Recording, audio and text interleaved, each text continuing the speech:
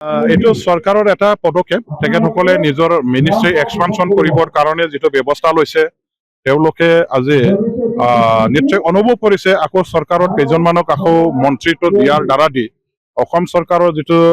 ৰাইজৰ প্ৰতি সেৱা আগবঢ়োৱা বা অসমখনৰ উন্নয়নৰ কাৰণে ক্ষিপ্ৰতাৰী কাম কৰাৰ যিটো প্ৰয়োজন আছে ইয়াৰ কাৰণে তেওঁলোকে আজি মিনিষ্ট্ৰীখন এক্সপানশ্যন কৰি পেলাই যিসকলক আজি মন্ত্ৰীত্ব দিয়াৰ কাৰণে মন্ত্ৰীৰ বিষয়বাদ দিবৰ কাৰণে ব্যৱস্থা কৰা হৈছে এইটো এটা মানে আমাৰ কি কয় জেনেৰেল এটা পলিচি অসম চৰকাৰৰ এইটো এটা সাধাৰণ এটা পলিচি বুলি মই ক'ব খোজো আৰু যিসকলে আজি মন্ত্ৰীৰ বিষয়বাদ পাব যিসকলক নতুনকৈ ইণ্ডাকশ্যন কৰা হৈছে মই তেখেতসকলক শুভেচ্ছা জ্ঞাপন কৰিছোঁ ধন্যবাদ জ্ঞাপন কৰিছোঁ আৰু তেওঁলোকৰ ভৱিষ্যত ৰাজনীতিক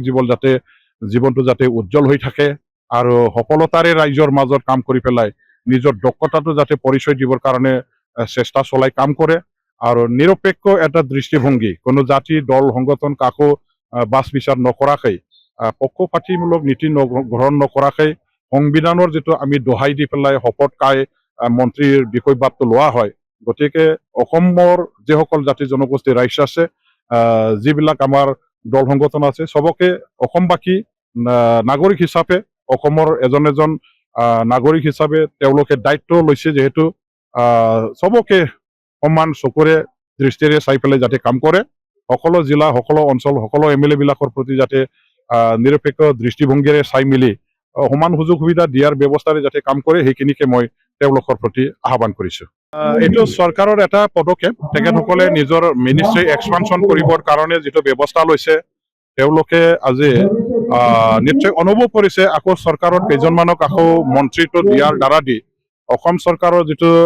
ৰাইজৰ প্ৰতি সেৱা আগবঢ়োৱা বা অসমখনৰ উন্নয়নৰ কাৰণে ক্ষিপ্ৰতাৰী কাম কৰাৰ যিটো প্ৰয়োজন আছে ইয়াৰ কাৰণে তেওঁলোকে আজি মিনিষ্ট্ৰীখন এক্সপানশ্যন কৰি পেলাই যিসকলক আজি মন্ত্ৰীত্ব দিয়াৰ কাৰণে মন্ত্ৰীৰ বিষয়বাদ দিবৰ কাৰণে ব্যৱস্থা কৰা হৈছে এইটো এটা মানে আমাৰ কি কয় জেনেৰেল এটা পলিচি অসম চৰকাৰৰ এইটো এটা সাধাৰণ এটা পলিচি বুলি মই ক'ব খোজো আৰু যিসকলে আজি মন্ত্ৰীৰ বিষয়বাদ পাব যিসকলক নতুনকৈ ইণ্ডাকশ্যন কৰা হৈছে মই তেখেতসকলক শুভেচ্ছা জ্ঞাপন কৰিছোঁ ধন্যবাদ জ্ঞাপন কৰিছোঁ আৰু তেওঁলোকৰ ভৱিষ্যত ৰাজনীতিক জীৱনটো যাতে উজ্জ্বল হৈ থাকে আৰু সফলতাৰে ৰাইজৰ মাজত কাম কৰি পেলাই নিজৰ দক্ষতাটো যাতে পৰিচয় দিবৰ কাৰণে চেষ্টা চলাই কাম কৰে আৰু নিৰপেক্ষ এটা দৃষ্টিভংগী কোনো জাতি দল সংগঠন কাকো বাছ বিচাৰ নকৰাকৈ